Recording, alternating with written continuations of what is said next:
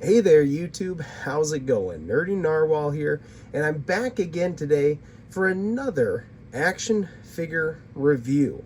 This one's right up my wheelhouse if you subscribe to the channel because you are into fantasy, medieval sort of action figures, and it's right up your alley also, and I haven't seen a whole lot of folks talking about it.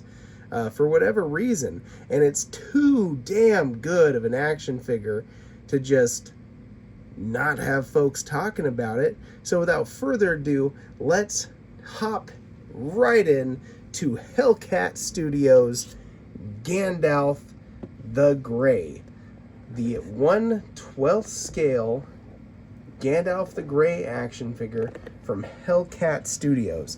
And now this right here is pretty much my right out of the box display. I haven't done any futzing. I just stuck some accessories in his hands and called it good.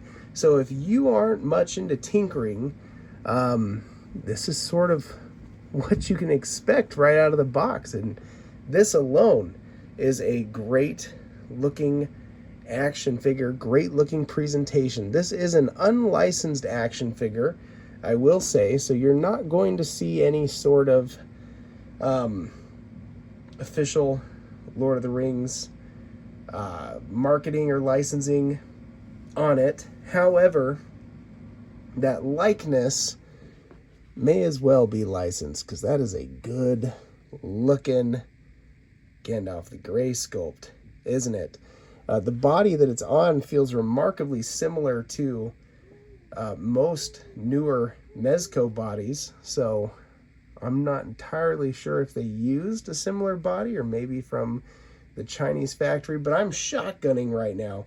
We've got a lot to talk about, so without further ado, let's dive in. All right, first let's talk about the box, because the presentation here is very nice. You have that nice white slip cover and marked with a B sticker. There are 3 versions of this action figure available. This one comes with the extra head sculpt, which we will look at, as well as I think maybe a couple of additional accessories like an extra wizard staff, but does not come with the Balrog display base. I didn't feel like that was something that I needed, so I opted not to get the super duper deluxe version. Anyways, then you have a shoebox sort of design after that folds apart, nice black, and it's all covered in foam in there. Remove that, and you've got the innards of the box, which I have mostly already stripped out, all save for a few things. So here is the extra wizard staff. This looks a lot like the staff that I think he was using in the Hobbit movies. A good looking staff, but all of the Gandalf figures that I have, I always prefer to display with his traveling staff. The one I have in his hand right now that has a little pouch on it and a little spot for his pipe to go in. I think that's excellent. Let's take out this secondary head sculpt here. Okay, this I think is really the bread and butter of this whole edition. It comes wrapped up real nice in this little plastic tube there to keep it safe. Presentation is great. I missed out on the InArt 6 scale Gandalf release, but I think they did something similar. They did for their Aragorn, at least. Oh my goodness, that looks so good. And I haven't popped that on the figure yet, so we will do that together. Oh, come on, just a couple more hands to dig out of there. Okay. Oh, come on. Oh, geez. Right. There we go. That was way easier. Okay. Let's talk about the contents of the box. So you get this slightly more relaxed hand. You get a trigger finger or pointing finger for the right, and a couple of mostly relaxed, maybe slightly spell casting looking hands for Gandalf on top of the hands that I already have on the figure. Let's refocus that. Now, this is the staff that I opted to display with the piece, at least for now. It's my favorite staff he has. He has a little pouch there. It's probably full of pipeweed.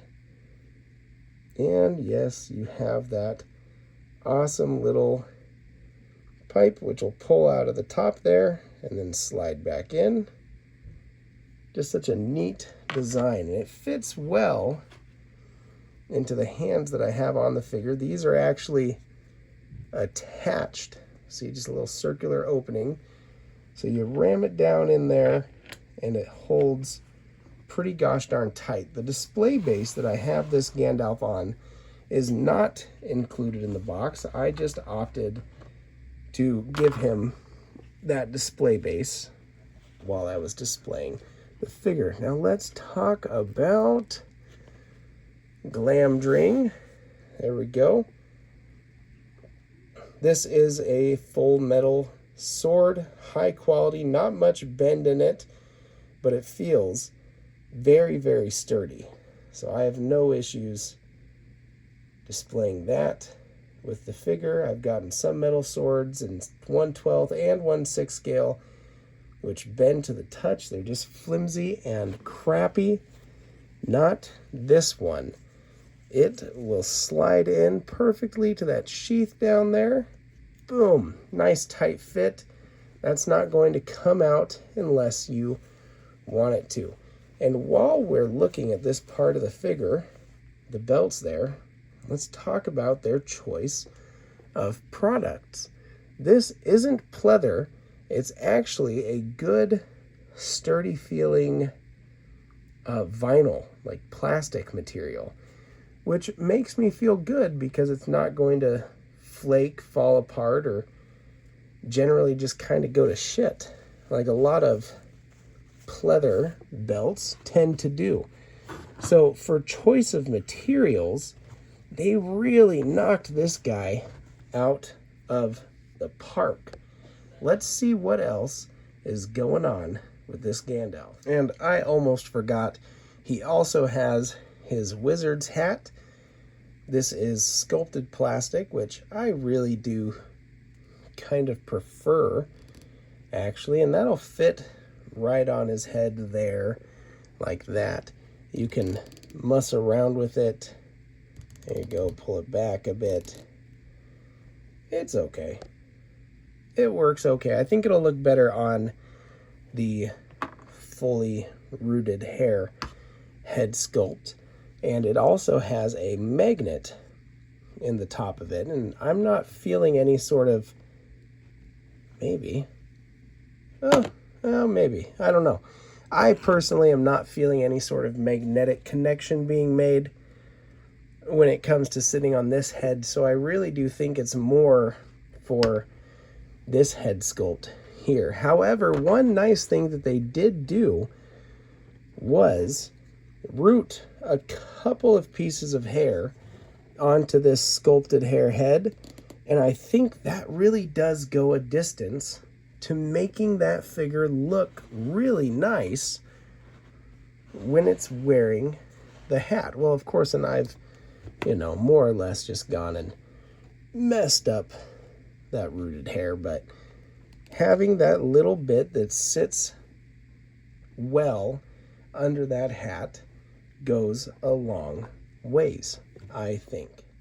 And now, before we get to that nice rooted hair head sculpt with the rooted beard and stick that on the figure, let's talk about articulation. I mentioned that the body feels really sturdy. It feels like a Mezco body. one of their double jointed ones. And you can see that I'm rotating at the top of the bicep there, full rotation, big double jointed bend in the elbows. There we go. There we go. So if you have a couple of Mezcos, then you know exactly what to expect already. However, now that I am messing with it and pushing and squeezing, it almost feels like there is a rubberized or muscle suit under there, like a fat suit. I'm not sure. So it's not entirely like a Mezco body. Anyways, you can kick that leg up all the way to there. You get a big double bend, double joint in the knee. And those boots are, there we go, connects sort of towards the top of the boot, which I think will, allow you some articulation like that. Now, articulating it looks funny up top there. However, once you've got them down here, there we go, like this, you're going to be able to articulate those boots and not have it look quite so funny. And now you're probably noticing that there's wires throughout the clothing, which has caused this whole thing to get a little bit kerfuffled. There we go, press those robes down a little bit, situate Gandalf like that. Or maybe I can't call him Gandalf, maybe I have to call him generic gray wizard, as I think it's solicited as being. And now the coup de grace, let's check out this head sculpt. All right. And now I'm wondering if Hellcat, the company that made this figure, if they didn't just scan the in-art Gandalf figure and shrink it down. Because my gosh, that's a good looking sculpt. And of course, this being a unlicensed 1/12 scale figure, it costs about a third, less than a third, of what the in-art Gandalf costs, which I find quite agreeable. And there we go. Look at that. Big, crazy beard, rooted hair. That's a display piece. That is a good looking piece. I thought that this sculpt would be just fine on my display. But now that I've got this one on there, and now I'm really feeling the use of that magnet too. There we go. So the magnet is intended for this head sculpt, for sure. And that looks so gosh darn good, you guys. Hot dog. Now, I don't think there's much left for us to do except for get Gandalf into a pose and put him on display. I think, obviously, that this is a wonderful 1/12 scale fantasy action figure. I can fully suggest you all get it. I pre-ordered it last year from 5K Toys. I think it costs about $100. I saw it solicited, and part of me thought, no way does this actually come out. But here it is. There was also a 1/12 scale Aragorn solicited once upon a time, and I wonder if that's going to come out. Looking pretty good too. After this, who knows? One can only hope, because having an Aragorn to display in 1/12 scale next to this Gandalf would be quite a little treat. At that point, I almost don't need to have a 6 scale Lord of the Rings display. Not if I can get the entire Fellowship in high quality 1/12 scale. But let's be real, I'd probably do both anyways. There we go. Slide that. in there. Looking good. Gandalf. Yeah, that's an awesome figure. So, as I wrap this up, get him how I'm going to have him displayed on the shelf. This is not a good display base. Things popping out left and right, but it's the best we can do. There. I figure if there's any questions you have about this figure, feel free to drop a comment and I will respond if I've left you wanting for anything. Otherwise, I appreciate you guys joining me as we take a look at the Hellcat Studios 1/12 scale Gray Wizard action figure. Again, I think it's an awesome piece. It's a delight to have it in the collection, and I'm going to really enjoy displaying it for now next to... Oh, he's probably going to go on up there next to some Coup Model Knights, my custom 1/12 scale Astarion, Mezco Conan for sure, and that 1/12 scale Kratos that came out. Yeah, he's going to go up there next to all the other fantasy heroes. Anyways, thanks for watching. Stay happy, stay healthy, and keep on collecting. Nerdy Narwhal out.